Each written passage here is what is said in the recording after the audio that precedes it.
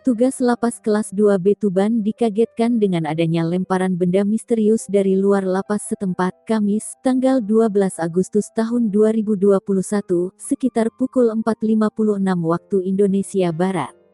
Setelah dicek, ternyata barang yang dibungkus plastik putih dari luar itu berisi ribuan pil jenis double L, bahkan juga terdapat satu unit handphone yang turut diamankan.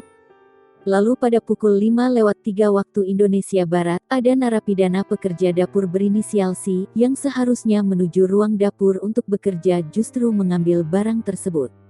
Petugas langsung memanggil dan mengamankan tersangka C sekaligus barang bukti, juga 3 orang warga binaan lain berinisial MM, MS dan US untuk dimintai keterangan.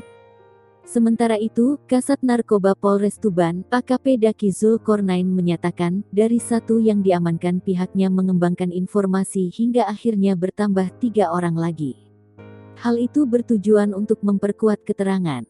Pihaknya sudah mendapatkan alat bukti, kalau pemeriksaan tidak berubah dari hasil interogasi, mudah-mudahan bisa diproses cepat. Perwira pertama itu menerangkan, sementara untuk pelaku yang melempar dari luar, ia belum mendapat keterangan lebih lengkap dari penyidik. Ia meminta agar pemeriksaan dikebut, agar kasus bisa terungkap.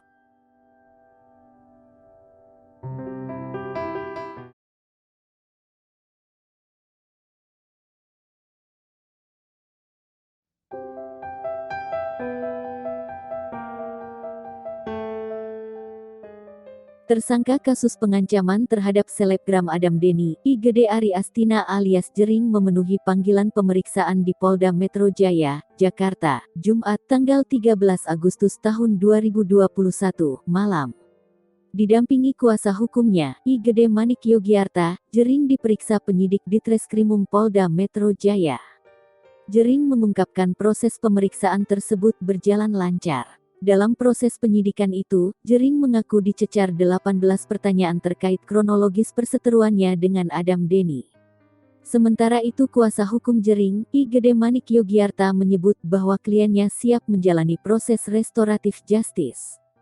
Proses itu merupakan tindak lanjut dari Sekapolri yang telah dikirim kedua belah pihak dalam upaya perdamaian. Terkait upaya konfrontasi dengan pihak pelapor, Jering menyatakan siap bertemu dengan Adam Denny. Gede Manik mengungkapkan, kliennya sudah siap berkomunikasi dengan pelapor.